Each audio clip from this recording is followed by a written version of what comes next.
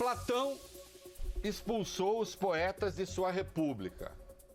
Aqui é uma referência ao livro República. O Platão disse uma república sem poetas, porque, na verdade, eles se apegam a certos idealismos e impropriedades que não são compatíveis com a república. Não é que queria pegar os poetas e mandar para a cadeia, não é isso.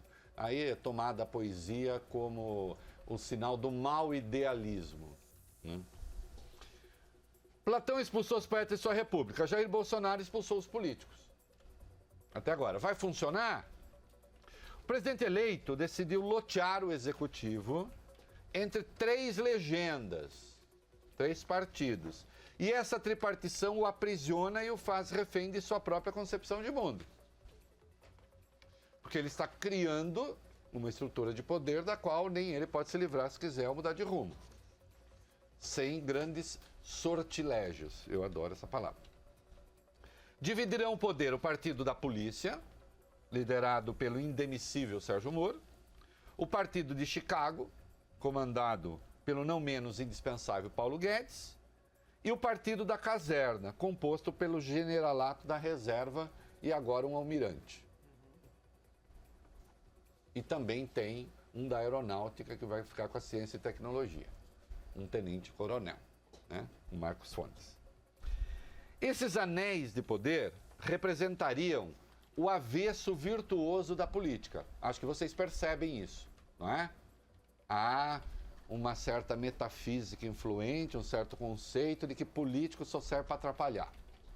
É um bando de ladrão, quer roubar, e aí a gente precisa botar militares, porque os militares não fazem nada disso. Moro é aquele que mandava os políticos para a cadeia e que já deixou claro, pretende ser juiz informal de seus colegas de ministério, não é isso? Ele não falou que se houver alguma acusação, ele vai fazer uma avaliação prévia? Então ele é o juiz.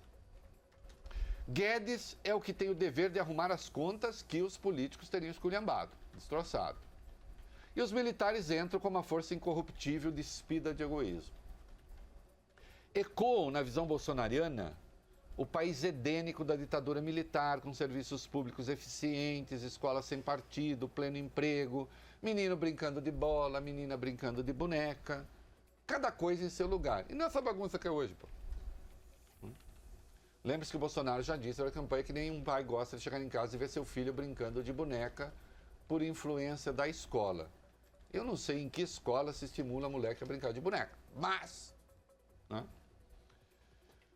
Enfim, um mundo organizado do ponto de vista ideal. Nada que lembrasse, observa à margem, a mesa com que Bolsonaro recepcionou John Bolton em sua casa, o assessor de Trump.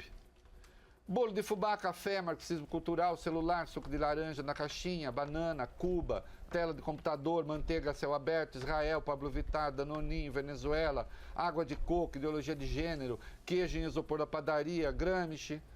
Um caos de ofertas claras. Abarrotada, não havia lugar naquela mesa para uma ideia que fosse. Não cabia mais nada ali. Tanto é que o Bolton ele fica com a mão recolhida, porque ele não tem nem como apoiar a mão em algum lugar, está tudo cheio.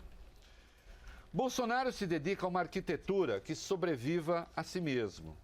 E isso, então, escreveria sua biografia de estadista inaugural. O presidente eleito integra a galeria dos governantes que ambicionam nascer póstumos. Isso aqui é uma expressão do Nietzsche. Momento cultural. Alguns autores já nascem póstumos. Uma frase ambígua. Nascem póstumos no sentido de já nascem históricos, né? Uhum. E outra coisa no sentido de que já nascem e já morrem antes de nascer. Uhum. Ele estava usando no primeiro sentido. Importa a ele, a Bolsonaro, menos a administração cotidiana do país. A gente vê que ele não tem muita paciência para detalhe. Quando ele se aborrece, ele se aborrece fácil também. Ele diz, isso daí. Isso daí é... Isso daí. Né? Fica parecendo o Reinaldo Azevedo quando a mulher vem falar sobre nota fiscal eletrônica e não sei o quê, imposto de renda. Eu falo, resolve isso daí. Que eu, né? Resultado, se ela me der um pé na bunda, não sei nem fazer nota fiscal. Importa a ele menos a administração cotidiana do país com sua pauta e rotina de dificuldades do que a suposta grande obra que, na sua imaginação, os pósteros hão de reconhecer. Notem que ele já faz um governo que pretende ter um sotaque histórico desde já. E ele não é o único, viu, que faz essas coisas. Espera aí que eu já vou chegar lá. Ele ainda nem tomou posse, mas já se vê assim a sua herança pelos olhos de gerações futuras. Não por acaso resolveu ecoar uma afirmação perigosa de Carlos Bolsonaro, um dos filhos, segundo quem há pessoas próximas interessadas na sua morte. Esses temperamentos têm atração intelectual pelo trágico, né? Pelo monumental, ainda que seja o monumental da tragédia, né? É gente que não sabe ser medíocrezinha, que é o que deve ser todo governante, viu, Fábio França? Medíocre. Governante, quanto mais aparece, pior. Não. Nas democracias bem-sucedidas, governantes são eleitos para tentar melhorar os marcos institucionais, aumentar a eficiência da máquina, elevar o bem-estar da população, fazer reformas pontuais. Essas chatices. Nada ambicionam de extraordinário, levam a vida a simular modorra, mesmo em tempos de grande agitação. É o caso de Theresa May, a enfrentar a sandice vitoriosa do Brexit. A primeira-ministra do Reino Unido está lá, coitadinha. Ela está com uma batata quente na mão, gigantesca. Tanto é que se fala até da possibilidade, eventualmente, de fazer um outro plebiscito para ver se volta atrás, porque ninguém sabe o que vem e vem coisa pesada. São os tipos que prefiro. Eu prefiro assim, governantes sem grandes ambições pessoais. Esforçam-se para conferir uma aparência de rotina à gestão, ainda que os problemas sejam invulgares. E aos líderes a moda Bolsonaro, Lula ou Donald Trump. Cada um com suas peculiaridades. Eles estão determinados a deixar sua marca. Pode ser tipos perigosos, às vezes também para si mesmos, como sabe o Lula. Lembra o Lula? Nunca antes na história desse país, eu até brinquei, eu passei a escrever deste país tudo junto como se fosse uma palavra, um Z, né? Nunca antes na história deste país, tudo era nunca antes na história deste país. O Brasil parece ter sido inventado por ele. Era um dos aspectos da sua gestão e da sua política que eu mais criticava e critico. É que ele está preso agora, não é mais governante. Que agora eu acho engraçado o que tem de gente que ficou corajosa com o PT. Ô, Fábio, o que tem de gente corajosa com quem não está no poder e está preso hoje, viraram verdadeiros cachorros loucos.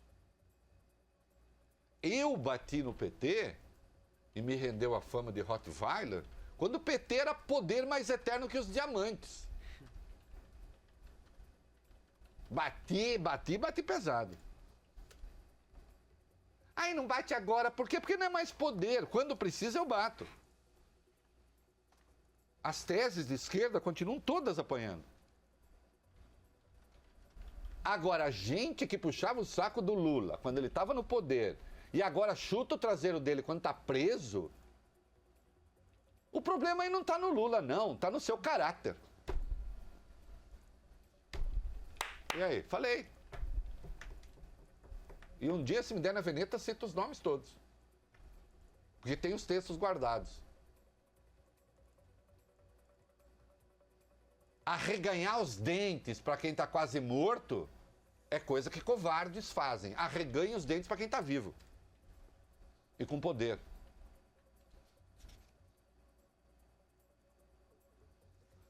Covardia é uma das coisas mais asquerosas que há no mundo.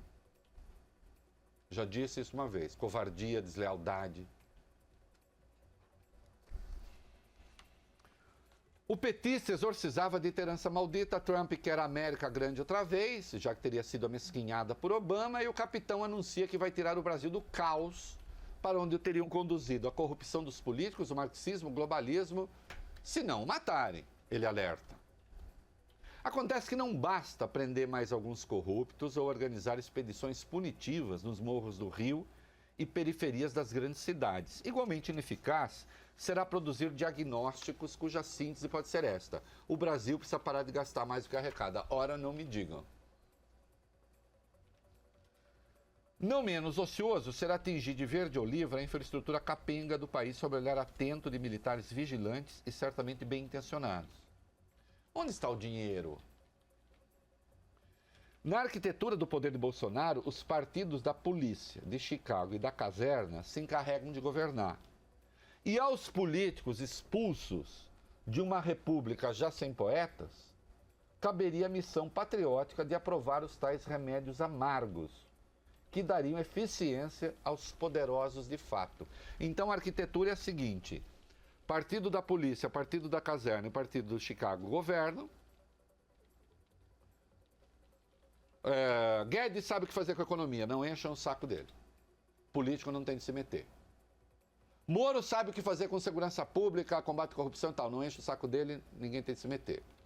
E os militares sabem o que fazer com a infraestrutura, notem que toda a infraestrutura está com os militares, ninguém tem de se meter. E os políticos fazem o quê?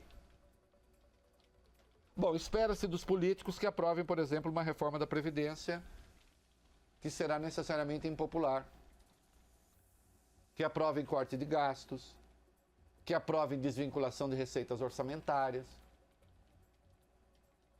Os políticos entram na equação como aqueles que vão ser chutados pelo povo, enquanto o poder de fato governa de fato. Quem faz essa advertência é alguém que quer que as coisas deem certo. Só que assim elas vão dar errado. Fiel à sua visão de mundo, o presidente eleito pôs um general para dividir com o civil a tarefa de negociar com o Congresso, até isso. Ou Bolsonaro, e aqui é a conclusão do meu texto, ou Bolsonaro devolve a política a seu lugar, e aí não vai adiantar os seus 50 e poucos do seu partido, 52, se comportando como agitadores, agite próprio do Congresso, porque não resolve. Ou Bolsonaro devolve a política a seu lugar, ou não há como esse arranjo dar certo. Nascerá póstumo, no pior sentido da expressão, para o mal de todos. Hashtag pronto, falei. O É da Coisa, na Band News FM.